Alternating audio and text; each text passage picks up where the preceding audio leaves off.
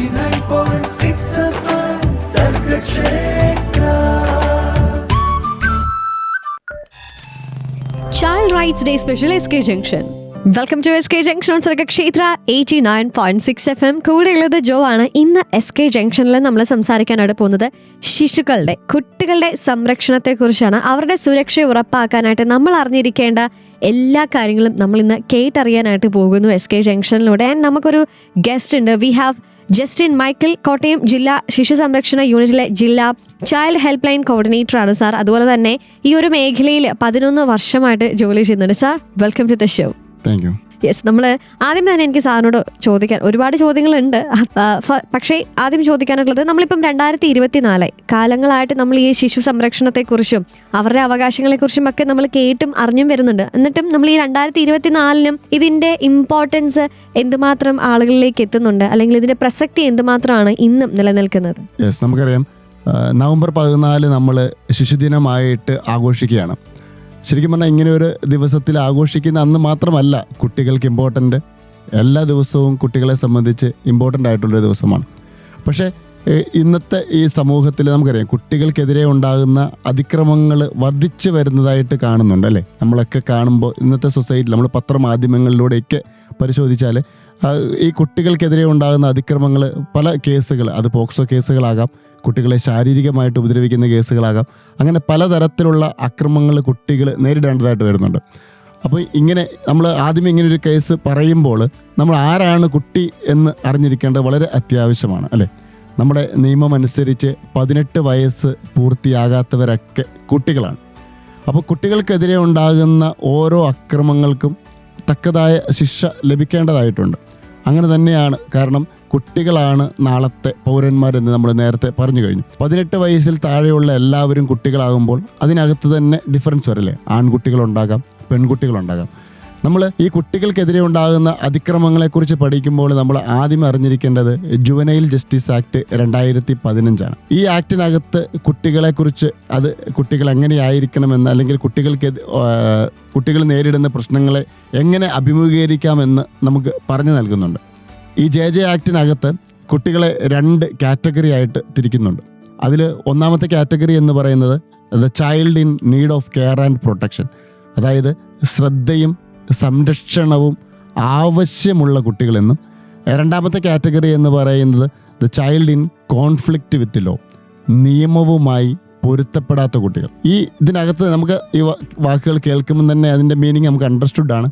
എന്നാൽ പോലും ശ്രദ്ധയും സംരക്ഷണവും ആവശ്യമുള്ള കുട്ടികൾ, അതായത് കുട്ടിയുടെ പ്രശ്നം കൊണ്ടല്ല, ആരാണോ അവന് ശ്രദ്ധയും സംരക്ഷണവും കൊടുക്കേണ്ടത് അതവന് ലഭിക്കാതിരിക്കുമ്പോൾ അവൻ അഭിമുഖീകരിക്കുന്ന പ്രശ്നങ്ങൾ.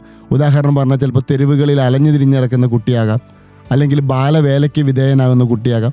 ഇവരെയൊക്കെ സംരക്ഷിക്കാൻ ഉത്തരവാദിത്വമുള്ളവരുണ്ട്, അവരുടെ മാതാപിതാക്കളുണ്ട്. പക്ഷേ അവരിൽ നിന്നും ആ ഒരു സംരക്ഷണം കിട്ടാത്തത് മൂലം കുട്ടി നേരിടുന്ന പ്രശ്നങ്ങളാണ്.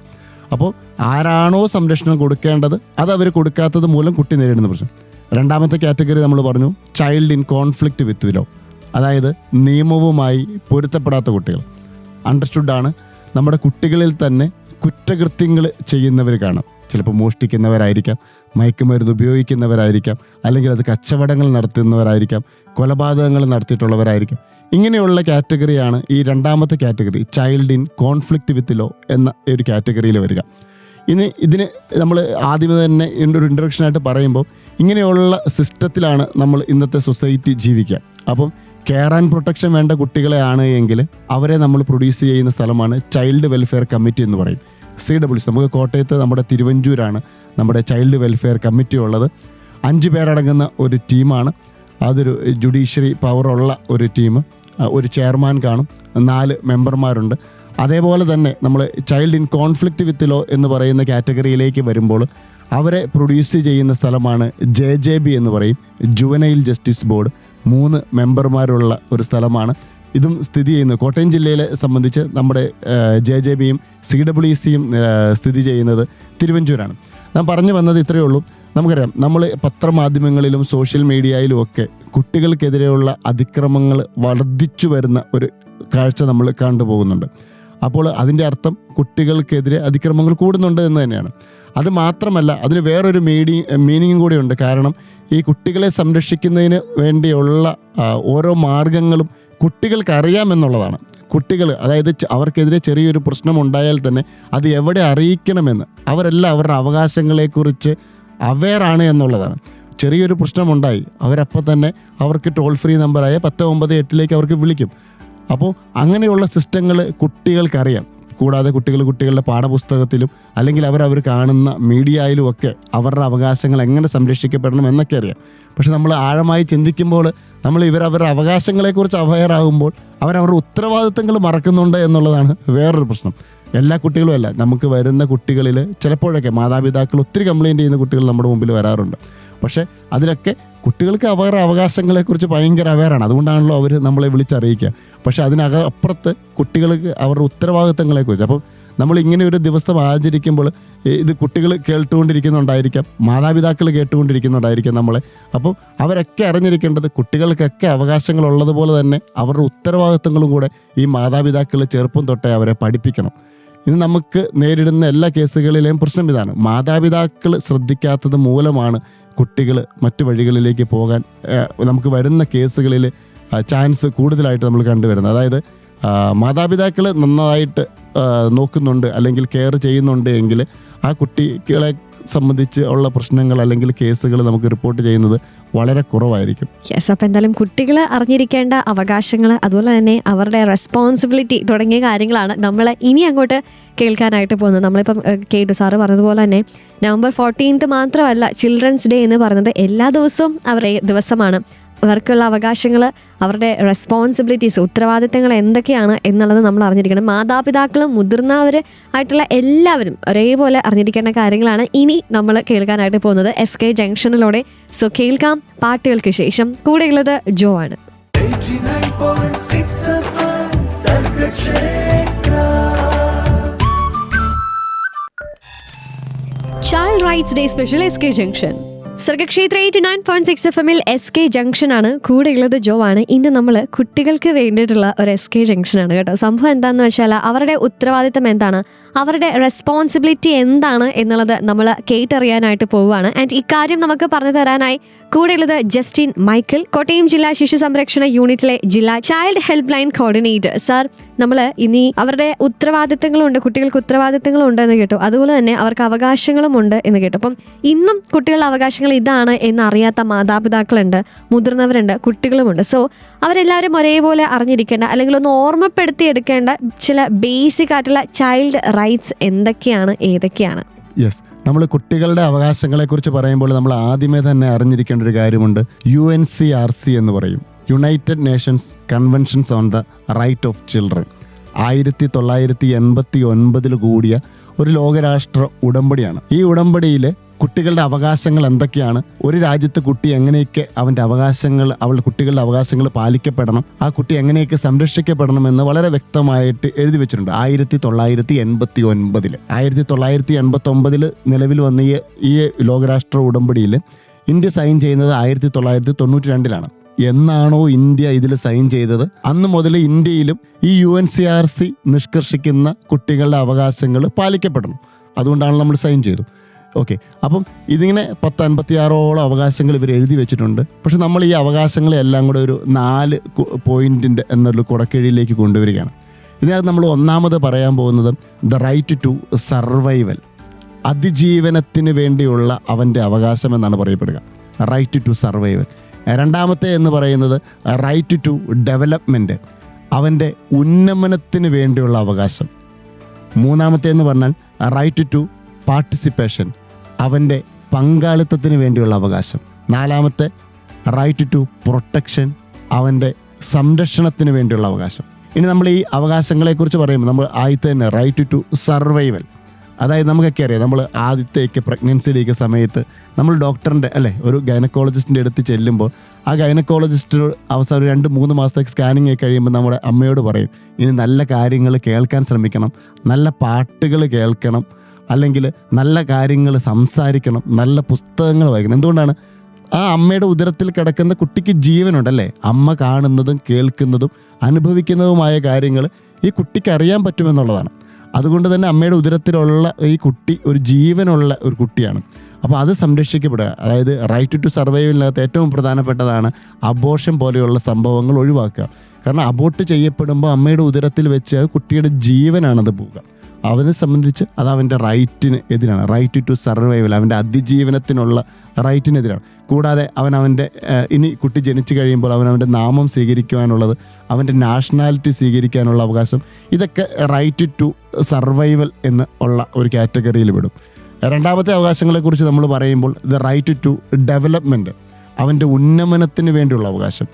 ഉദാഹരണം പറഞ്ഞാൽ നമ്മുടെ പഠിക്കുവാനുള്ള അവൻ്റെ അവകാശം, സൊസൈറ്റിയിൽ നിന്നും അവന് എഡ്യൂക്കേഷൻ റിലേറ്റഡ് ആയിട്ടുള്ള കാര്യങ്ങൾ കിട്ടുക എന്നുള്ളത് അവൻ്റെ അവകാശമാണ്.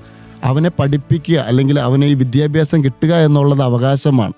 അത് ഇങ്ങനെയുള്ള കാര്യങ്ങൾ അവൻ്റെ ഉന്നമനത്തിന് വേണ്ടി അല്ലെങ്കിൽ അവൻ്റെ വളർച്ചയ്ക്ക് വേണ്ടി സൊസൈറ്റിയിൽ നിന്നും എന്തൊക്കെ കിട്ടുകയോ അതൊക്കെ ലഭിക്കുക എന്നുള്ളത് ഇവൻ്റെ റൈറ്റ് ടു ഡെവലപ്മെൻറ്റ് എന്ന് പറയുന്ന ഈ അവകാശത്തിനകത്ത് വരുന്നതാണ്. മൂന്നാമത്തെ അവകാശം എന്ന് പറയുന്നത് റൈറ്റ് ടു പാർട്ടിസിപ്പേഷൻ എന്ന് പറയും, പങ്കാളിത്തത്തിന് വേണ്ടിയുള്ളത്. അതായത് നമുക്കൊക്കെ നമ്മുടെയൊക്കെ വീട്ടിൽ ഒരു ഏറ്റവും സീരിയസ് ആയിട്ടുള്ള ഒരു ചർച്ച നടക്കുമ്പോൾ നമ്മൾ സാധാരണ കുട്ടികളുണ്ടെങ്കിൽ കുട്ടികളെ വേറെ എവിടെയെങ്കിലും പോയി കളിച്ചോളാനാണ് പറയുക അല്ലേ. പക്ഷെ നിയമം അങ്ങനെയല്ല പറയുന്നത്, അവരെയും ഉൾക്കൊള്ളിക്കണം. ഒരു നല്ല കാര്യങ്ങൾ ചെയ്യുമ്പോൾ ഇങ്ങനെയൊക്കെ കാര്യങ്ങൾ ചെയ്യണം. ഇതൊക്കെയാണ് ഒരു പരിപാടി നടത്തുമ്പോൾ ഇന്ന കാര്യങ്ങളൊക്കെ അറിഞ്ഞിരിക്കണം. അപ്പോൾ അവരുടെ സജഷൻ ചിലപ്പം പൊട്ടത്തരമായിരിക്കാം പറയുന്നത്, എന്നാൽ പോലും കുട്ടികളെ കേൾക്കാൻ നമ്മളൊരു മനസ്സ് കാണിക്കുന്നത് വളരെ നല്ലത്. ഞങ്ങൾ സാധാരണ ക്ലാസ് എടുക്കാൻ ചെല്ലാൻ നേരം ഞങ്ങൾ സാധാരണ ക്ലാസ്സുകളൊക്കെ എടുക്കുമ്പോൾ നമ്മൾ ഈ പേരൻസിനോട് ചോദിക്കാറുണ്ട്, നിങ്ങൾ എത്ര പേര് നിങ്ങൾ രാത്രി ഉറങ്ങാൻ നേരം അല്ലെങ്കിൽ രാവിലെ എണീറ്റ് വരുമ്പോൾ നിങ്ങൾ സ്വന്തം പിള്ളേർക്ക് കെട്ടിപ്പിടിച്ചൊരു ഉമ്മ കൊടുത്തിട്ട് നിങ്ങൾ ഒരു ഗുഡ് മോർണിംഗോ ഗുഡ് നൈറ്റോ പറയും. നമ്മളൊരു 100 പേരുള്ള ക്ലാസ്സിലാണെങ്കിൽ 3-4 പേരായിരിക്കും കൈ പൊക്കുക, ബാക്കിയുള്ളവരൊക്കെ കൈ താത്തിയിടും. സ്വന്തം മക്കൾക്കൊരു ഉമ്മ കൊടുക്കാൻ പേടി. പക്ഷേ അത് നമ്മൾ നേരെ ഈ പിള്ളേരുടെ അടുത്ത് ചെല്ലുമ്പോഴും നമ്മൾ ചോദിക്കും, അവരിൽ നിന്നും ആ ഒരു ആൻസർ തന്നെ നമുക്ക് കിട്ടും. ഒരു 3-4 പേര് 100 പേരിരിക്കുന്നത് അത് നമ്മൾ അങ്ങോട്ട് കൊടുത്താൽ മാത്രമേ ഈ പിള്ളേർ ഇങ്ങോട്ടും തരുള്ളൂ. പക്ഷെ ആ ഒരു ബന്ധം ഈ കുട്ടികളുടെ അവകാശമാണ്. ആ പങ്കാളിത്തത്തോടു കൂടി മാതാപിതാക്കളുടെ പങ്കാളിത്തവും ഈ കുട്ടിയുടെ പങ്കാളിത്തവും ഇതിനകത്ത് വളരെ ഇമ്പോർട്ടൻ്റ് ആണ്. ഇവരുടെ റൈറ്റ്സിനകത്ത് ചിലപ്പോൾ ഒക്കെ അറിയില്ലേ, വിദേശത്ത് ജോലി ചെയ്യുന്ന മാതാപിതാക്കൾ 3 മാസം പ്രായമുള്ള കൊച്ചിനെ നാട്ടിലാക്കിയിട്ട് ജോലി ചെയ്ത് പോവുകയാണ്. നമ്മൾ നാട്ടിൽ പോയി അല്ലെ വിദേശത്ത് പോയി വളരെയധികം കഷ്ടപ്പെട്ടായിരിക്കും ജോലി അല്ലെങ്കിൽ സമ്പാദിച്ച് തിരിച്ച് നാട്ടിൽ വരുമ്പോൾ നമ്മുടെ കുട്ടിക്ക് ഒരു ലൈഫ് ഇല്ല എങ്കിലത്തെ ഒരു അവസ്ഥ അല്ലേ. നമ്മൾ കുട്ടിക്ക് വേണ്ടിയാണ് അവിടെ പോയി ജോലി ചെയ്യുന്നത്. പക്ഷേ അവനെ കൊണ്ടുപോകാൻ പറ്റിയില്ല, അവനെ സംരക്ഷിക്കാൻ പറ്റിയില്ല, അവന് എന്നാ പറയുക സ്നേഹം കൊടുക്കേണ്ട സമയത്ത് നമുക്ക് സ്നേഹം കൊടുക്കാൻ പറ്റിയില്ല. നമ്മളത് വാട്സപ്പിലൂടെയും അല്ലെങ്കിൽ വീഡിയോ കോളിലൂടെയും മാത്രം കൊടുക്കുന്നൊരു സിസ്റ്റത്തിലേക്ക് പോകുമ്പോൾ അത് അവൻ്റെ അവകാശത്തിനെതിരാണ് എന്ന് തന്നെ പറയും. കാരണം ഞങ്ങളുടെ മുമ്പിൽ എത്തുന്ന കേസുകളൊക്കെ നമുക്ക് ഇങ്ങനത്തെ ഉദാഹരണങ്ങളാണ് തരിക. മാതാപിതാക്കൾ സ്നേഹത്തോടെ സംസാരിക്കുന്ന ഒരു കുട്ടിയുണ്ട് എങ്കിൽ അവന് അങ്ങനെ ഒരു ആപത്തിൽ പെടില്ല. കാരണം അവൻ്റെ ചെറിയൊരു പ്രശ്നമുണ്ടെങ്കിൽ അവനത് നേരിട്ട് വന്ന് അവൻ്റെ മാതാപിതാക്കളോട് സംസാരിക്കുന്നുണ്ടെങ്കിൽ ആ മാതാപിതാക്കൾ എപ്പോഴും ആ പ്രശ്നം എങ്ങനെ സോൾവ് ചെയ്യാമെന്ന് 100% സക്സസ് ആയിട്ടുള്ളൊരു മാർഗ്ഗമേ പറഞ്ഞു കൊടുക്കുകയുള്ളൂ അല്ലേ. അപ്പോൾ ഒരിക്കലും തൻ്റെ മക്കൾ നശിച്ചു പോകണമെന്ന് ഒരു മാതാപിതാക്കളും ആഗ്രഹിക്കില്ല. അപ്പം മാതാപിതാക്കളുടെയും അതുപോലെ ഈ സൊസൈറ്റിയുടെയൊക്കെ ഉത്തരവാദിത്തമാണ് ഈ കുട്ടികളുടെ പങ്കാളിത്തം ഉറപ്പുവരുത്തുക. ഇപ്പം നമ്മൾ കുട്ടികൾക്ക് വേണ്ടി ഒരു കളിസ്ഥലം ഉണ്ടാക്കിയാണ്. നമ്മൾ അവരോട് ചോദിക്കണം, എങ്ങനെയുള്ള കളിസ്ഥലമാണ്. നമ്മൾ എന്നാ പറഞ്ഞത്, ഫുട്ബോളൊന്നും കളിക്കില്ലാത്തൊരു സ്ഥലത്ത് കൊണ്ടുപോയിട്ട് ഒരു ഫുട്ബോൾ ഗ്രൗണ്ട് പണിത് കൊടുത്തോട്ട് കാര്യമില്ല അല്ലേ. ആ കുട്ടികളുടെ ആവശ്യമനുസരിച്ച് അവരോടുകൂടെ ചോദിച്ച് അവരുടെ പങ്കാളിത്തം ഉറപ്പുവരുത്തി അങ്ങനത്തെ കാര്യങ്ങൾ ഇംപ്ലിമെൻ്റ് ചെയ്യുക എന്നുള്ളതാണ് ഈ റൈറ്റ് ടു പാർട്ടിസിപ്പേഷൻ എന്നതുകൊണ്ട് ഉദ്ദേശിക്കുക. ഇനി ഏറ്റവും അവസാനത്തെയും ഇപ്പോഴത്തെ കാലത്ത് കുട്ടികൾ നേരിടുന്നതുമായ ഏറ്റവും വലിയൊരു വെല്ലുവിളിയുടെ ഉള്ളൊരു റൈറ്റാണ് ദ റൈറ്റ് ടു പ്രൊട്ടക്ഷൻ എന്ന് പറയും. അവൻ്റെ സംരക്ഷണത്തിന് വേണ്ടിയുള്ള അവൻ്റെ അവകാശം. പല തരത്തിലുള്ള പീഡനങ്ങൾ, അത് ലൈംഗിക പീഡനമാകാം, ശാരീരിക പീഡനമാകാം, മാനസിക പീഡനമാകാം, കുട്ടീനെ ഉപേക്ഷിച്ച് പോകുന്നതാകാം. ഇങ്ങനെയുള്ള പല തരത്തിലുള്ള പീഡനങ്ങൾ കുട്ടികൾ ഏൽക്കേണ്ടി വരും. അപ്പം ഇതിനെതിരെ പ്രവർത്തിക്കുക അല്ലെങ്കിൽ ഇങ്ങനെയുള്ള പ്രശ്നങ്ങൾ ഉണ്ടാകുമ്പോൾ അതിനെതിരെ അവരെ അവബോധപ്പെടുത്തുക എന്നുള്ളതാണ് റൈറ്റ് ടു പ്രൊട്ടക്ഷൻ എന്നതുകൊണ്ട് നമ്മൾ ഉദ്ദേശിക്കുക. നമുക്കറിയാം 2012 നിലവിൽ വന്ന പോക്സോ ആക്റ്റൊക്കെ ഇതിന് വലിയൊരു ഉദാഹരണമാണ്. നമ്മൾ പത്രമാധ്യമങ്ങളിലൂടെയൊക്കെ പോകുമ്പോൾ നമുക്കറിയാം ഒരു ദിവസം ഒരു ന്യൂസ് എങ്കിലും കുറഞ്ഞത് ചിലപ്പം പോക്സോ ആക്ട് പ്രകാരം അറസ്റ്റ് ചെയ്തു എന്നൊക്കെ പറഞ്ഞു. ഇതൊക്കെ കുട്ടിയുടെ അവകാശത്തിനെ ഹനിക്കുന്നതാണ്. ഒരു കുട്ടീനെ വേറൊരാൾ ലൈംഗികപരമായി ദുരുപയോഗം ചെയ്തതുകൊണ്ടാണ് പോക്സോ ആക്റ്റൊക്കെ റിപ്പോർട്ട് ചെയ്യുക. അപ്പോൾ ബേസിക്കായിട്ട് ഈ ഒരു 4 പോയിന്റിലേക്ക് right to survival, right to development, right to protection and participation, ഇങ്ങനെ ഈ ഒരു 4 പോയിന്റിലേക്ക് നമ്മൾ ഈ കുട്ടികളുടെ അവകാശങ്ങളെ എല്ലാം കൊണ്ടുവരും. ഇതിനകത്താണ് ഈ 4 പോയിന്റിന് ഈ കുടക്കീഴിൽ നിന്നുകൊണ്ടാണ് നമ്മൾ കുട്ടികളെ ഏത് റൈറ്റാണ് വയലേറ്റ് ചെയ്യപ്പെട്ടു എന്നൊക്കെ നമ്മൾ നോക്കുക. ഓക്കെ, അപ്പം ഒരു കുട്ടിക്ക് ബേസിക് ആയിട്ട് വേണ്ട ചൈൽഡ് റൈറ്റ്സ് ആണ് നമ്മൾ കേട്ടത്. അവർക്ക് വേണ്ട പാർട്ടിസിപ്പേഷൻ, അവർക്ക് വേണ്ട പ്രൊട്ടക്ഷൻ, അതുപോലെ തന്നെ അവരുടെ സർവൈവലിനുള്ളത്, ഡെവലപ്മെൻറ്റിനുള്ള അവകാശങ്ങളൊക്കെ നമുക്ക് ഒരു എഴുതപ്പെട്ട ഒരു നിയമമായിട്ട് നമുക്കുണ്ട്, അല്ലെങ്കിൽ അവർക്ക് ഉള്ള ഒരു അവകാശമാണ് എന്നുള്ളത് കുട്ടികളും മുതിർന്നവരും തിരിച്ചറിയുക. അതുപോലെ തന്നെ നമ്മൾ അറിഞ്ഞിരിക്കേണ്ട പല വിധമായിട്ടുള്ള കാര്യങ്ങൾ, കുട്ടികളുടെ സംരക്ഷണത്തെക്കുറിച്ച്, അവരുടെ സുരക്ഷിതത്വത്തെക്കുറിച്ച് നമ്മൾ അറിഞ്ഞിരിക്കേണ്ട കാര്യങ്ങളാണ് SK ജംഗ്ഷനിൽ നമ്മൾ ഇന്ന് കേൾക്കുന്നത്. സോ കേൾക്കാം, അറിയാം പാട്ടുകൾക്ക് ശേഷം. കൂടെയുള്ളത് ജോ ആണ്. 89.6 FM Sargakshetra. Child Rights Day Special SK Junction.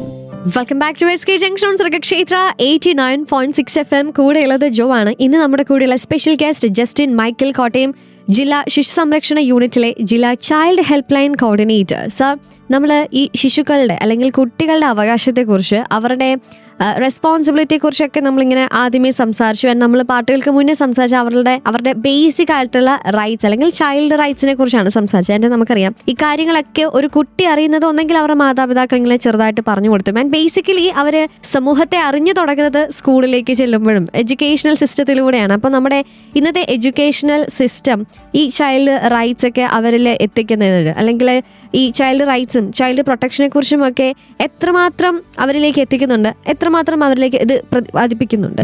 Yes, നമ്മളെ സംബന്ധിച്ച്, നമ്മുടെ കുട്ടികളെ സംബന്ധിച്ച് നമ്മൾ നേരത്തെ പറഞ്ഞ ബേസിക് റൈറ്റ്സിനകത്ത് രണ്ടെണ്ണം. അത് ഒന്ന് ദ റൈറ്റ് ടു ഡെവലപ്മെൻറ്റ്, അവൻ്റെ ഉന്നമനത്തിന് വേണ്ടിയുള്ള അവകാശം. റൈറ്റ് ടു പാർട്ടിസിപ്പേഷൻ, അവൻ്റെ പങ്കാളിത്തത്തിന് വേണ്ടിയുള്ള അവകാശം. ഈ രണ്ട് അവകാശങ്ങളും ബേസിക്കലി സ്കൂളിൽ നിന്ന് ഏൺ ചെയ്യേണ്ട കുറേ കാര്യങ്ങളാണ്, അല്ലേ? നമുക്കറിയാം റൈറ്റ് ടു ഡെവലപ്മെൻറ്റ്. നമുക്ക് ഇങ്ങനെ ഒരു നിയമം പോലും ഉണ്ട്.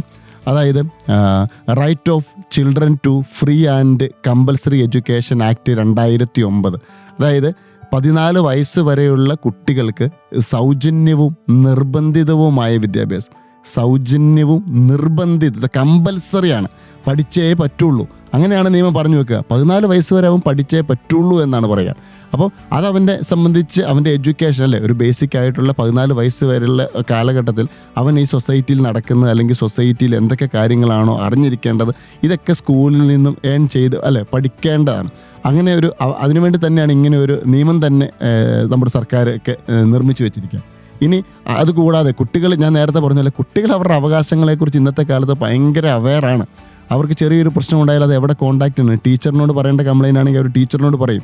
എന്നത് വീട്ടിൽ വന്ന് പറയേണ്ട കംപ്ലയിൻ്റ് ആണെങ്കിൽ വീട്ടിൽ വന്ന് പറയും. ഇനി ഇതൊന്നുമല്ല, സ്കൂളിലെ പ്രശ്നമാണ്, അത് ടീച്ചർമാർക്കെതിരെയുള്ള പ്രശ്നമായിരിക്കാം, മാതാപിതാക്കൾക്കെതിരെയുള്ള പ്രശ്നമാകും, വഴിയിൽ യാത്ര ചെയ്യുമ്പോൾ ഉണ്ടാകുന്നൊരു പ്രശ്നമാകാം, സ്കൂൾ ബസ്സിൽ വരുമ്പോഴായിരിക്കാം, അല്ലെങ്കിൽ പ്രൈവറ്റ് ബസ്സിലോ KSRTC ബസ്സിലോ വരുമ്പോൾ കുട്ടി നേരിടുന്നൊരു പ്രശ്നം. ഇവർക്കറിയാം ഇത് എവിടെ കോൺടാക്ട് ചെയ്യണം, ചൈൽഡ് ഹെൽപ്പ് ലൈനിൽ എങ്ങനെ കോൺടാക്ട് ചെയ്യണം, എപ്പോൾ കോൺടാക്ട് ചെയ്യണം, ഇങ്ങനെയുള്ള കാര്യങ്ങളെക്കുറിച്ചെല്ലാം ഈ കുട്ടികൾക്ക് അവെയറാണ്. നമ്മൾ ഈ കുട്ടികൾക്ക് എങ്ങനെ ഈ റൈറ്റ്സിനെ കുറിച്ച് നമ്മൾ പറഞ്ഞു കൊടുക്കുന്നു എന്ന് ചോദിച്ചാൽ എനിക്ക് തോന്നുന്നു ഇപ്പോഴത്തെ കുട്ടികളുടെ പുസ്തകത്തിൽ തന്നെ അവർക്ക് ബേസിക് ആയിട്ടുള്ള ചൈൽഡ് റൈറ്റ്സ് എന്തൊക്കെയാണ്, ഇത് വയലേറ്റ് ചെയ്യപ്പെട്ടാൽ എങ്ങനെ കോൺടാക്ട് ചെയ്യണമെന്ന് തന്നെ നമ്മൾ പഠിപ്പിക്കുന്നുണ്ട്. പിന്നെ ടീച്ചർമാരെല്ലാം ഇതിനെക്കുറിച്ച് അവെയറാണ്. ടീച്ചർമാരുടെ ഒരു മേജർ ഉത്തരവാദിത്വം അതാണ്. ഗുഡ് ടച്ച് എന്താണ്, ചെറിയ ക്ലാസ്സിൽ തന്നെ ഇപ്പം നമുക്ക് അങ്ങനെയുള്ള വീഡിയോകളൊക്കെ അവൈലബിൾ ആണ്. നമ്മുടെ സ്മാർട്ട് ക്ലാസ് റൂമുകളിലൊക്കെ ഇങ്ങനെയുള്ള വീഡിയോകൾ പ്രസൻറ്റ് ചെയ്യാറുണ്ട് ടീച്ചർമാർ. ഗുഡ് ടച്ച് എന്താണ്, എങ്ങനെ നല്ല സ്പർശവും ചീത്ത സ്പർശവും തമ്മിൽ തിരിച്ചറിയാം, അത് ആരൊക്കെ തൊട്ടാലാണ് നല്ല സ്പർശം, ആരൊക്കെ തൊട്ടാലാണ് അത് ചീത്ത സ്പർശം എന്നൊക്കെയുള്ള കാര്യങ്ങളൊക്കെ ടീച്ചർമാർക്ക് ഇതിനകത്ത് ഈ കുട്ടികളുടെ അവകാശങ്ങൾ ഡെവലപ്പ് ചെയ്തെടുക്കുന്നതിനകത്ത് ടീച്ചർമാർക്ക് വലിയ റോളുണ്ട്. അപ്പോൾ ടീച്ചർമാരത് പറഞ്ഞു കൊടുക്കുന്ന രീതി, അല്ലെങ്കിൽ ചില ടീച്ചർമാരത് ഡെമോയൊക്കെ വെച്ച് കാണിച്ചു കൊടുക്കുന്നൊരു സിസ്റ്റമുണ്ട്. അപ്പോൾ കുട്ടികൾക്കൊക്കെ അതിൻ്റെ ഇതിൻ്റെ നമ്മുടെ എന്താണ് കുട്ടികളുടെ അവകാശങ്ങളെക്കുറിച്ച് കൂടുതൽ അവെയറാണ്. അത് പാഠ്യപുസ്തകങ്ങളിൽ അവർ പഠിക്കുന്നുണ്ട്. അതുകൊണ്ട് തന്നെ നമുക്ക് പലപ്പോഴും ഒത്തിരി കേസുകൾ ഈ കുട്ടികൾ തന്നെ വിളിക്കുന്ന കേസുകളാണ് നമുക്ക് കൂടുതൽ. എൻ്റെ ഇന്നൊരു പ്രശ്നം കാരണമാണ് സാർ ഞാൻ വിളിക്കുന്നത്, എത്രയും പെട്ടെന്ന് ഇത് സോൾവ് ചെയ്ത് തരണം. അപ്പോൾ അതിൻ്റെ അർത്ഥം കുട്ടികളൊക്കെ അവരുടെ അവകാശങ്ങളെക്കുറിച്ച് അവെയറാണ്. ഇനി അതുകൂടാതെ ഏതൊക്കെ സ്ഥലത്താണോ നമ്മൾക്ക് അവെയർനെസ് ക്ലാസ്സുകൾ സംഘടിപ്പിക്കേണ്ടത് അതൊക്കെ നമ്മൾ സ്കൂളുകളിൽ പോയി ചെയ്ത് കൊടുക്കാറുണ്ട്. നമ്മുടെ സ്റ്റാഫുകൾ പോവും, ജില്ലാ ശിശു സംരക്ഷണ യൂണിറ്റിൽ നിന്നുള്ള സ്റ്റാഫുകൾ പോവും, ചൈൽഡ് വെൽഫെയർ കമ്മിറ്റി എന്നുള്ള സ്റ്റാഫുകൾ പോവും, JJB എന്നുള്ള സ്റ്റാഫുകൾ പോവും. ഇങ്ങനെയുള്ളവരൊക്കെ ചെന്ന്, അപ്പോൾ നമുക്ക് ജില്ലയിൽ ഏകദേശം 60ഓളം സ്കൂൾ കൗൺസിലർമാരുണ്ട്. അവരുടെ സേവനം നമുക്ക് ഈ സ്കൂളുകളിൽ നമ്മൾ ലഭ്യമാക്കുന്നുണ്ട്. അപ്പം ഈ വനിതാ ശിശു വികസന വകുപ്പ് വഴി പല കാര്യങ്ങൾ കുട്ടികളുമായിട്ട് ബന്ധപ്പെട്ട് എല്ലാ കാര്യങ്ങളിലും ഈവൻ അംഗൻവാടിയിലെ വർക്കേഴ്സിനാണെങ്കിൽ അവർക്കൊക്കെ ഇതിനെക്കുറിച്ചെല്ലാം അറിയാം. അപ്പം ഒരു റൈറ്റ് വയലേറ്റ് ചെയ്യപ്പെടുന്നുണ്ട് എന്നറിഞ്ഞാൽ സമൂഹത്തിൻ്റെ വിവിധ ഭാഗങ്ങളിൽ നിന്ന് നമുക്ക് ചിലപ്പോൾ ഒരു കുട്ടിയുടെ പ്രശ്നം പറഞ്ഞുകൊണ്ട് ചിലപ്പോൾ 5-6 കോൾ ചിലപ്പം വരാറുണ്ട്.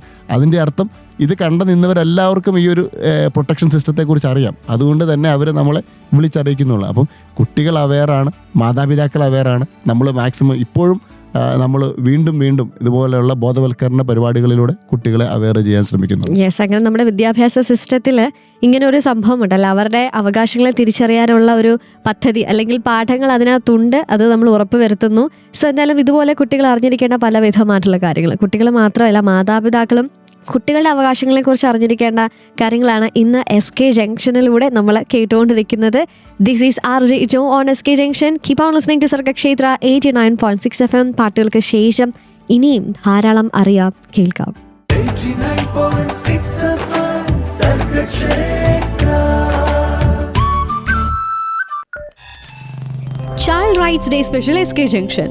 Welcome back to SK junction on Sargakshetra 89.6 FM. കൂടെയുള്ളത് ജോ ആണ്. ഇന്ന് നമ്മൾ കുട്ടികളുടെ അവകാശത്തെക്കുറിച്ചാണ് സംസാരിച്ചു കൊണ്ടിരിക്കുന്നത്. ആൻഡ് ഈ കാര്യങ്ങളൊക്കെ പറഞ്ഞു തരാനായിട്ട് നമ്മുടെ കൂടെയുള്ള special guest Justin Michael, Kottayam ജില്ലാ ശിശു സംരക്ഷണ യൂണിറ്റിലെ ജില്ലാ ചൈൽഡ് ഹെൽപ്പ് ലൈൻ കോർഡിനേറ്ററാണ്. സാർ, നമ്മളിന്ന് കുട്ടികളുടെ അവകാശങ്ങളെക്കുറിച്ച്, അവരുടെ ബേസിക് റൈറ്റ്സിനെ കുറിച്ചൊക്കെ സംസാരിച്ചുകൊണ്ടിരിക്കുമ്പോൾ അതിലൊക്കെ നമ്മൾ പറയുന്ന ഒരു കാര്യമാണ് കുട്ടികൾ നേരിടുന്ന പ്രശ്നങ്ങൾ അല്ലെങ്കിൽ അവർ നേരിടുന്ന അബ്യൂസ് ഉണ്ട്. അപ്പം അതിനെതിരെയൊക്കെയുള്ള ഒരു സംരക്ഷണം, പ്രൊട്ടക്ഷനൊക്കെ ആവശ്യമാണ് എന്ന് പറയുന്നുണ്ട്. സോ ബേസിക്കലി എന്തൊക്കെ തരത്തിലുള്ള പ്രശ്നങ്ങളാണ് കുട്ടികൾ നേരിടുന്നത്? നമ്മളെ സംബന്ധിച്ച് നമ്മൾ നേരത്തെ ഉണ്ട്, കുട്ടികൾക്ക് ഇതിനെക്കുറിച്ച് കൂടുതൽ അവെയർ ഉള്ളത് കൊണ്ടായിരിക്കാം ഇത്രയും കേസുകൾ റിപ്പോർട്ട് ചെയ്ത് വരുന്നത്. അത് നമ്മൾ അറിഞ്ഞിരിക്കേണ്ട ഒരു കാര്യം തന്നെയാണ്.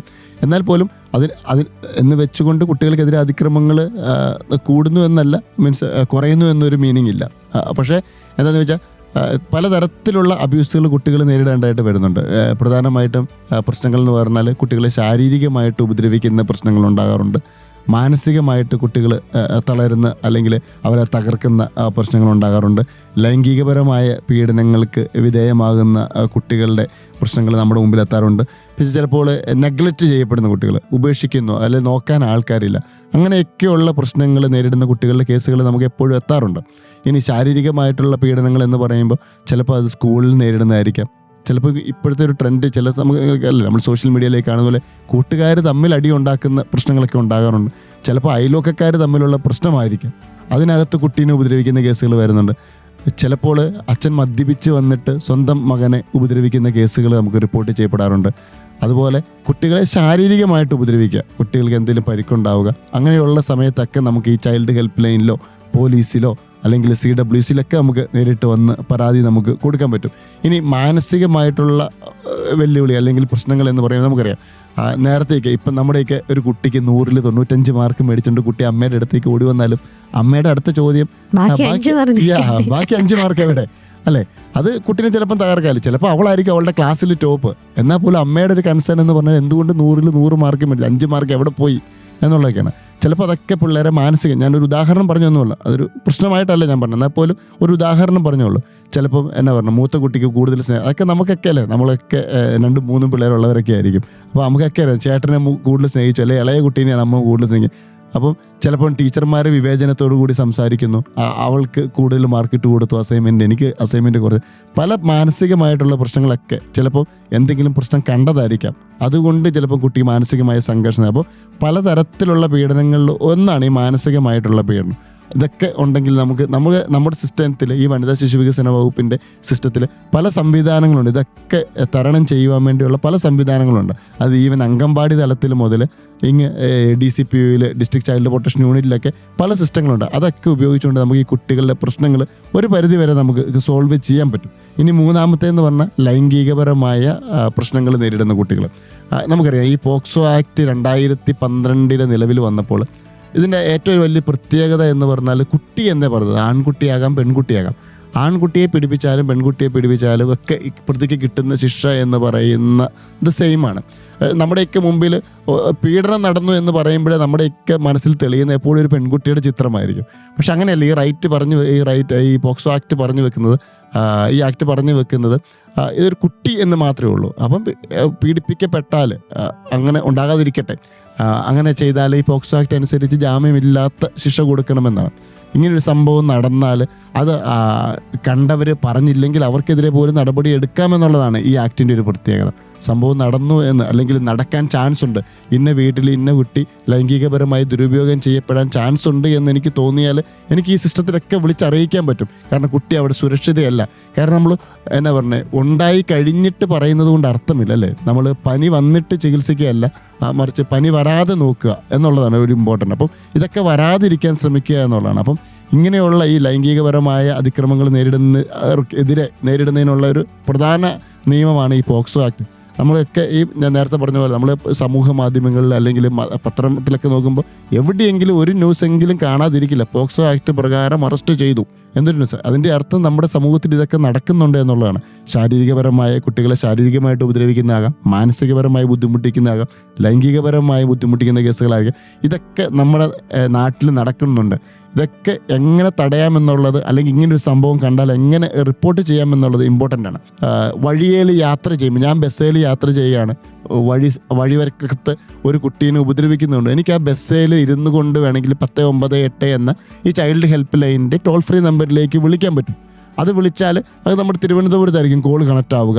ആ തിരുവനന്തപുരത്തെ കമ്പ്യൂട്ടറിൽ കോൾ കണക്റ്റ് ആവും. തിരുവനന്തപുരത്ത് കൺസേൺഡ് ജില്ലയിലേക്ക് കൊടുക്കും. നമ്മൾ വിത്തിൻ ആൻ അവർ അല്ലേ, 1 മണിക്കൂറിനകം നമ്മൾ കുട്ടിയുടെ അടുത്ത് എത്തണമെന്നുള്ളതാണ്. അതുപോലെ ആർക്ക് വേണമെങ്കിലും, ഞാൻ വഴിയെ യാത്ര ചെയ്യുമ്പോൾ കണ്ട ഒരു പ്രശ്നമാണ് അത്. ചിലപ്പോൾ കുട്ടിക്ക് വേണമെങ്കിൽ കുട്ടിയുടെ പ്രശ്നം നേരിട്ട് വിളിച്ച് പറയാം. ഇനി കുട്ടികളുടെ മാതാപിതാക്കൾക്ക് അറിയിക്കാം, സഹോദരങ്ങൾക്ക് അറിയിക്കാം, കൂട്ടുകാരനെ അറിയിക്കാം, അതുപോലെ അയൽവക്കംകാരനെ അറിയിക്കാം. കുട്ടിയായിട്ടൊരു ബന്ധം വേണമെന്നുമില്ല. ഇന്ന കുട്ടി ഇന്ന പ്രശ്നങ്ങൾ അകപ്പെടാൻ ചാൻസ് ഉണ്ട് എന്ന് തോന്നിയാൽ പോലും നമുക്ക് ആർക്ക് വേണമെങ്കിലും, ആസ് എൻ ഇന്ത്യൻ പൗരൻ എന്ന നിലയിൽ ആർക്ക് വേണമെങ്കിലും എപ്പോൾ വേണമെങ്കിലും ഈ ഒരു സിസ്റ്റത്തിലേക്ക് നമുക്ക് വിളിച്ച് അറിയിക്കാൻ പറ്റും. ഇനി കുട്ടികൾക്ക് ഇത് വേണമെങ്കിൽ, ഇനിയിപ്പം ഫോൺ വിളിക്കാൻ പറ്റിയില്ല, നമ്മുടെ ഓഫീസിൽ നമുക്ക് നേരിട്ട് വരാൻ പറ്റും. നമുക്ക് ജില്ലാ ഓഫീസുകളിൽ, നമ്മുടെ ജില്ലാ ശിശു സംരക്ഷണ യൂണിറ്റിൽ നേരിട്ട് വന്ന് കുട്ടികൾക്ക് പരാതി തരാം. നമ്മുടെ പല സംവിധാനങ്ങളുണ്ടല്ലേ, ബാലാവകാശ കമ്മീഷനുണ്ട്, ചൈൽഡ് വെൽഫെയർ കമ്മിറ്റിയുണ്ട്. ഇങ്ങനെയുള്ള സിസ്റ്റത്തിലേക്ക് മെയിൽ മുഖാന്തരമോ നേരിട്ട് പോയോ അവർക്ക് പരാതി അറിയിക്കാൻ പറ്റും.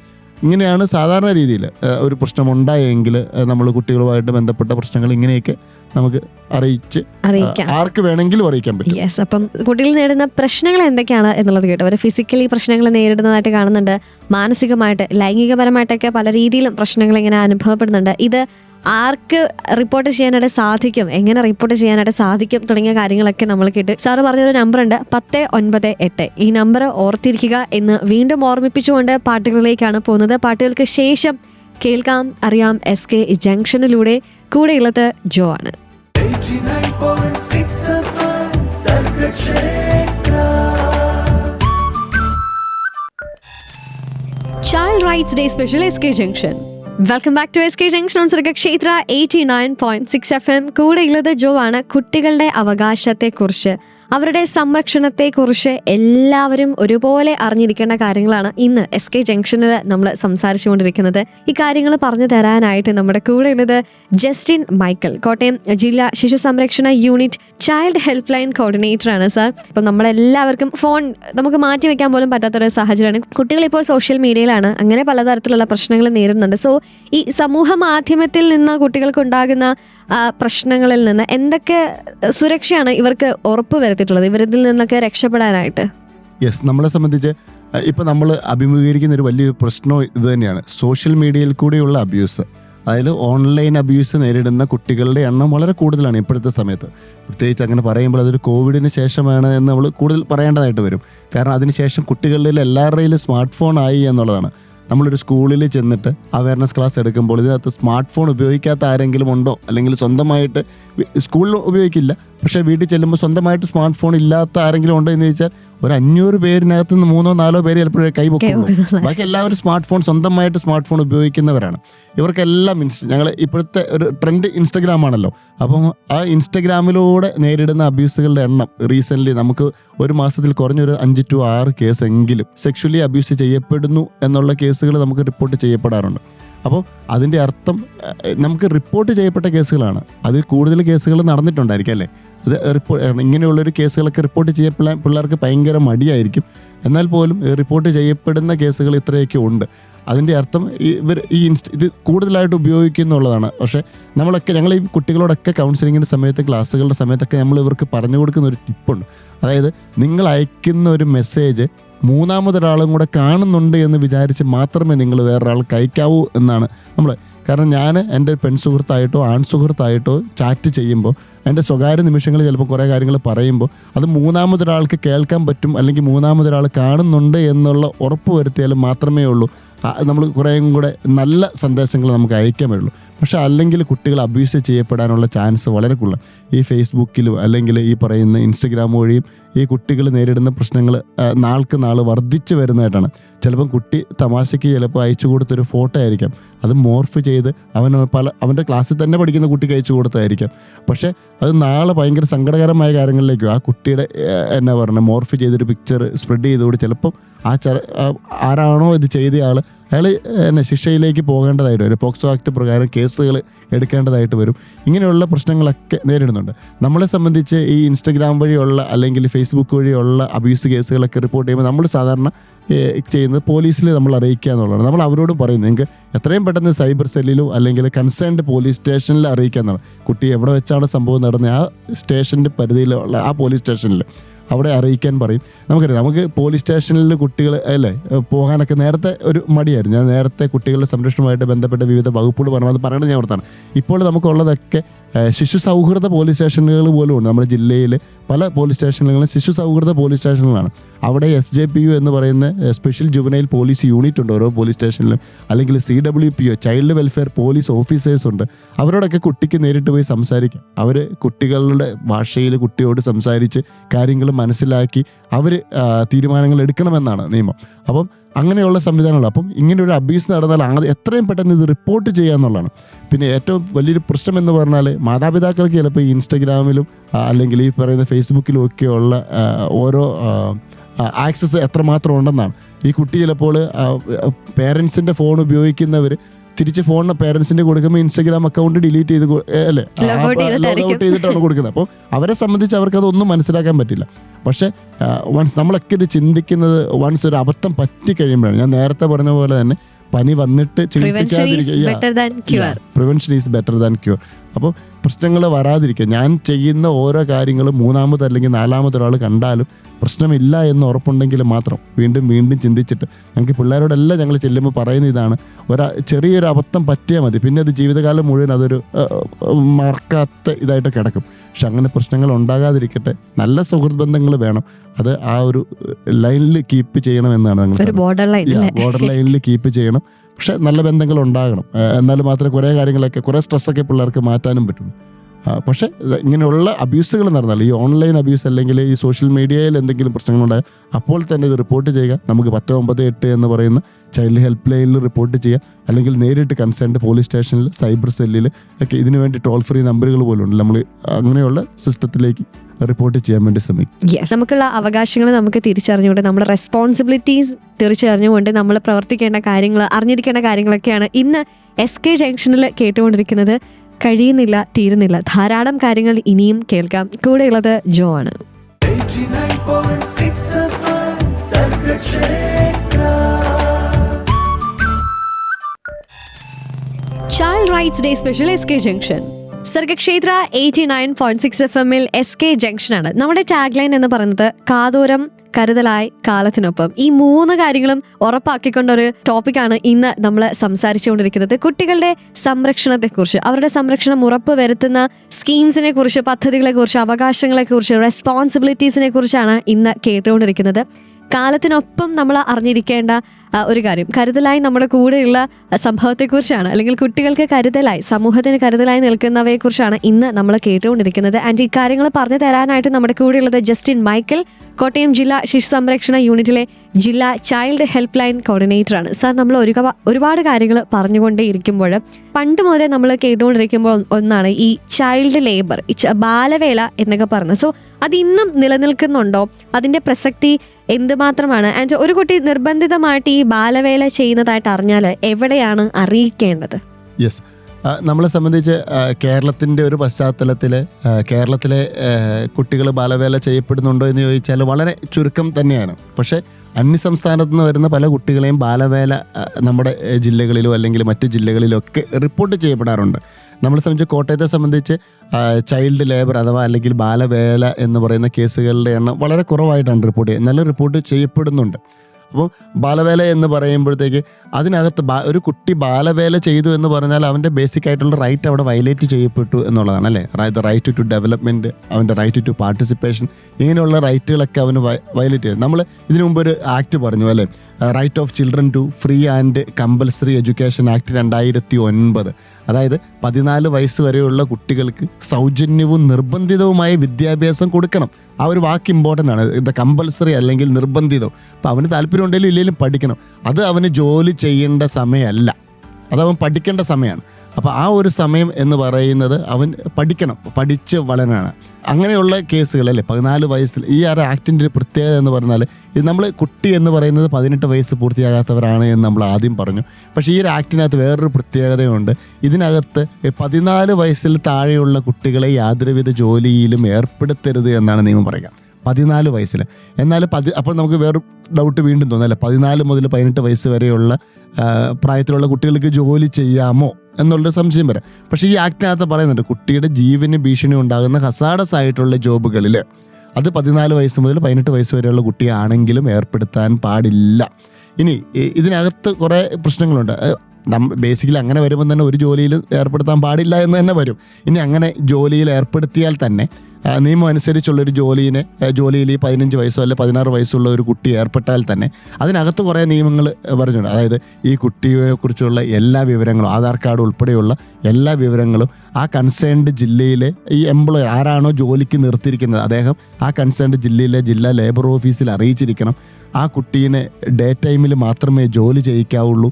ഒരു ദിവസത്തിൽ 6 മണിക്കൂറിൽ കൂടുതൽ ജോലി ചെയ്യിപ്പിക്കാൻ പാടില്ല. 3 മണിക്കൂർ ജോലി ചെയ്യിപ്പിച്ചാൽ അത് കഴിഞ്ഞ് 1 മണിക്കൂറെങ്കിലും കുറഞ്ഞത് അവന് ഇൻ്റർവെല് കൊടുത്തിരിക്കണം. അത് കഴിഞ്ഞുള്ള 3 മണിക്കൂർ വീണ്ടും ചെയ്യിപ്പിക്കാം. പക്ഷെ അത് നൈറ്റ് ഡ്യൂട്ടിയിൽ ഏർപ്പെടുത്താൻ പാടില്ല. ഇനി അവൻ്റെ സാലറി അവൻ്റെ അക്കൗണ്ടിൽ കൊടുത്തിരിക്കണം. അങ്ങനെ കുറേ നിയമങ്ങൾ പറഞ്ഞു വെച്ചിട്ടുണ്ട്. അതൊക്കെ വെച്ചുകൊണ്ട് ആരും ഇവിടെ ബാലവേലയ്ക്ക് നിർത്തില്ല. അറിഞ്ഞുകൊണ്ടൊരിക്കലും നമ്മൾ ബാലവേലയ്ക്ക് നിർത്തില്ല. അപ്പം ഇങ്ങനെയുള്ള പ്രശ്നങ്ങൾ ഉണ്ട് എങ്കിൽ നമുക്ക് റിപ്പോർട്ട് ചെയ്യാം. നമുക്ക് ഇതിനകത്ത് ഏറ്റവും ഇമ്പോർട്ടൻ്റ് ആയിട്ടുള്ളത് പറഞ്ഞാൽ ഈ ബാലവേലയ്ക്കെതിരെ ഒരു നിയമമുണ്ട്, the child and adolescent labour prohibition and regulation act 1986. ഈ 1986 നിയമം അനുസരിച്ചാണ് ഈ ബാലവേല എന്ന് പറയുന്നത് ഇത് പ്രശ്നം നമ്മൾ എന്നാ പറഞ്ഞത് പ്രൊഹിബിറ്റ് ചെയ്യാൻ വേണ്ടി കൊണ്ടുവന്നിരിക്കുന്ന ഒരു നിയമം നമുക്കുണ്ട്. ഇതനുസരിച്ചുള്ള കാര്യമാണ് ഞാൻ നേരത്തെ പറഞ്ഞത്. 14 വയസ്സാണ് കുട്ടി എന്നുള്ളൊരു കാഴ്ചപ്പാടിൽ നമ്മൾ കാണുന്നത്. ഇനി ഇങ്ങനൊരു പ്രശ്നം കണ്ടാൽ നമുക്ക് എവിടെ, നമ്മൾ നേരത്തെ പറഞ്ഞ പോലെ തന്നെ നമുക്ക് പിള്ളേർക്ക് എല്ലാവർക്കും വിളിക്കാവുന്ന ടോൾ ഫ്രീ നമ്പർ 198 നമുക്ക് വിളിക്കാം. കൺസേൺഡ് പോലീസ്, നമുക്ക് അറിയാവുന്ന സ്ഥലമാണ്, പോലീസ് സ്റ്റേഷൻ്റെ അടുത്താണ്. നമുക്ക് വേണമെങ്കിൽ ആ കൺസേൺഡ് സാറേ ഇന്ന വീട്ടിൽ ഇന്ന സ്ഥലത്ത് അല്ലെങ്കിൽ ഇന്ന കടയിൽ ഒരു ചൈൽഡ് ലേബർ നടക്കുന്നുണ്ട്, പോലീസ് സ്റ്റേഷനിൽ പറയാം. ഇനി നമുക്കറിയാം ജില്ലാ ലേബർ ഓഫീസ് എന്ന് പറയുന്നൊരു സിസ്റ്റമുണ്ട്, അത് അവിടെ നമുക്ക് അറിയിക്കാൻ പറ്റും. അപ്പോൾ കുട്ടികളുമായിട്ട് ബന്ധപ്പെട്ട ഈ ജോലി ചെയ്യുന്ന അല്ലെങ്കിൽ ഇവർ ഒരു വേതനത്തിന് വേണ്ടി ജോലി ചെയ്യുമ്പോഴാണ് നമ്മൾ സാധാരണ ചൈൽഡ് ലേബർ. എൻ്റെ അപ്പനെ ഞാൻ വീട്ടിൽ സഹായിക്കുന്ന ഒരിക്കലും ചൈൽഡ് ലേബറല്ല, അതെൻ്റെ ഉത്തരവാദിത്തമാണല്ലേ. ആ കാര്യങ്ങൾ നമ്മൾ പിള്ളേരെ പഠിപ്പിക്കാനുണ്ട്. നമ്മളെ സംബന്ധിച്ച് നമ്മുടെ കുട്ടികൾ അല്ലെങ്കിൽ നമ്മുടെ ഈ കേരളത്തിലുള്ള കുട്ടികൾ ബാലവേല ചെയ്യപ്പെടുന്നത് വളരെ ചുരുക്കം ആയിട്ട് റിപ്പോർട്ട് ചെയ്യപ്പെടുന്നേ ഉള്ളൂ എങ്കിലും പക്ഷേ അവരുടെ ഉത്തരവാദിത്തങ്ങൾ ചില ഇന്ന് കുട്ടികളുണ്ട്. ചിലപ്പോഴൊക്കെ അങ്ങനെ നമുക്ക് കോളുകൾ വരാറുണ്ട്. പിന്നെ ചിലപ്പോൾ നമ്മളിങ്ങനെ ഈ ബാലവേലയെക്കുറിച്ച് ബാലഭിക്ഷാടനത്തെക്കുറിച്ചൊക്കെ ക്ലാസ് പിള്ളേരുടെ എടുത്തിട്ട് തിരിച്ച് നമ്മൾ വീട്ടിൽ വരുമ്പോൾ അല്ലെങ്കിൽ നമ്മുടെ ഓഫീസിൽ വരുമ്പോഴത്തേക്ക് നമുക്ക് കോൾ വരാറുണ്ട്. സാർ വീട്ടിൽ അമ്മ ചൂലെടുത്ത് മിറ്റടിക്കാൻ പറഞ്ഞു, ബാലവേലയല്ലേ? അല്ലെങ്കിൽ കഴിച്ച പാത്രം കഴുകി വെക്കാൻ പറയുന്നു, ബാലവേലയല്ലേ? നമ്മൾ കുട്ടീനെ പറഞ്ഞ് മനസ്സിലാക്കുക എന്നുള്ളതാണ് നമ്മളെ സംബന്ധിച്ച്. നമ്മൾ കൗൺസിലിംഗ് കൊടുക്കേണ്ട കുട്ടിയാണെങ്കിൽ കൗൺസിലിംഗ് പോലെ നമ്മൾ കുട്ടിയെ പറഞ്ഞ് മനസ്സിലാക്കുക എന്നുള്ളതാണ്. ഇനി ചില കുട്ടികളെ സമ്മതിക്കില്ല, സാറേ നടപടി എടുത്തേ പറ്റുള്ളൂ. നമ്മുടെ സ്റ്റാഫ് പോവും, നമുക്ക് പോകാതിരിക്കാൻ പറ്റില്ല. നമ്മൾ പോകും, വീട്ടിൽ കുട്ടീനെ കാണും, അമ്മേനെ കാണും, സംസാരിക്കും. ചിലപ്പം ജെന്യുവൻ ആയിട്ടുള്ള കാര്യം കാണാം, ചിലപ്പം കുട്ടീനെ അത്രയ്ക്ക് പീഡിപ്പിക്കുന്ന വീട്ടുകാർ കാണാം. ഇല്ല എന്ന് പറഞ്ഞില്ല, ജെന്യുവൻ ആയിട്ടുള്ള കേസാണ് എങ്കിൽ നമ്മൾ തുടർ നടപടികൾ എടുക്കും. ഇല്ല എങ്കിൽ നമ്മൾ കുട്ടികളെ പറഞ്ഞ് മനസ്സിലാക്കും. ചില പ്രായത്തിൻ്റെ ആയിരിക്കാം അങ്ങനെ. പക്ഷേ എന്നാ പറഞ്ഞത്, കഴിച്ച പാത്രം കഴുകി വെക്കുക എന്നുള്ളത് കുട്ടിയുടെ ഉത്തരവാദിത്തമാണ്. അത് നമ്മൾ പറയാല്ലേ, അവന് അവകാശമുള്ള, ഞാൻ നേരത്തെ പറഞ്ഞ പോലെ നമ്മൾ വീണ്ടും പോകുന്നു, എന്നാ കുട്ടിക്ക് അവകാശമുണ്ട്, അതോടൊപ്പം അവൻ്റെ ഇന്നത്തെ കാലത്ത് ഉത്തരവാദിത്തത്തെക്കുറിച്ചും കൂടെ അവെയർ ചെയ്യിക്കണം. ഇപ്പം ബാലവേല, ബാലഭിക്ഷാടനം ഒക്കെ കണ്ടാൽ report ചെയ്യപ്പെടണം.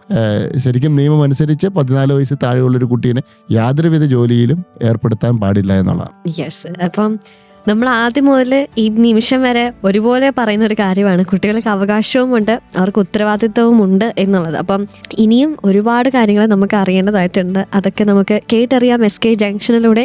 So keep on listening to Sargakshetra 89.6 FM. കാതോരം കരുതലായി കാലത്തിനൊപ്പം. 89.6 FM Sargakshetra. Child Rights Day Special SK Junction. Sargakshetra 89.6 FM SK junction ആണ്. കൂടെയുള്ളത് ജോ ആണ്. നമ്മുടെ ഇന്നത്തെ special guest Justin Michael, Kottayam ജില്ലാ ശിശു സംരക്ഷണ യൂണിറ്റിലെ ജില്ലാ ചൈൽഡ് ഹെൽപ്പ് ലൈൻ കോർഡിനേറ്റർ. സാറിന്റെ 11 വർഷത്തെ എക്സ്പീരിയൻസിൽ നിന്ന് ഒരുപാട് കാര്യങ്ങൾ സാറ് പറഞ്ഞു, ഞങ്ങൾ അത് കേട്ടറിഞ്ഞു. ഇപ്പം നമ്മൾ കുട്ടികളുടെ അവകാശങ്ങളെക്കുറിച്ച്, അവരുടെ ഉത്തരവാദിത്തത്തെക്കുറിച്ചുള്ള ഒരു എന്താ പറയുക, ബോധവൽക്കരണമൊക്കെ ആയിരുന്നു നമ്മൾ ഇത്രയും നേരം നമ്മൾ കേട്ടുകൊണ്ടിരുന്നത്. സോ നമ്മൾ കേട്ടുകൊണ്ടിരിക്കുന്നവരോട് എന്താണ് സാറിന് ഇനി പറയാനായിട്ടുള്ളത്? നമ്മളെ സംബന്ധിച്ച് നമ്മൾ ആദ്യം പറഞ്ഞതുപോലെ തന്നെ കുട്ടികൾ എന്ന് പറയുന്നത് ഓരോ കുട്ടിയും ഇമ്പോർട്ടൻ്റ് ആണ് എന്ന് പറഞ്ഞ് തന്നെ നമ്മൾ കാണുക എന്നുള്ളതാണ്. ഓരോ കുട്ടി നമ്മുടെ മുമ്പിൽ, അത് എൻ്റെ കുട്ടിയാകാം, നിങ്ങളുടെ കുട്ടികളാകാം, നമ്മൾ വഴിയിൽ വെച്ച് കാണുന്ന കുട്ടിയാകാം. നമ്മൾ ചിലപ്പോൾ അവർക്ക് ഒരു മിനിറ്റ് ചിലപ്പോൾ അവരുടെ മുഖത്ത് നോക്കി ഒരു ചിരി കൊടുത്താൽ തീരാവുന്ന പ്രശ്നം ചിലപ്പോൾ ആ കുട്ടിക്ക് കാണുള്ളൂ.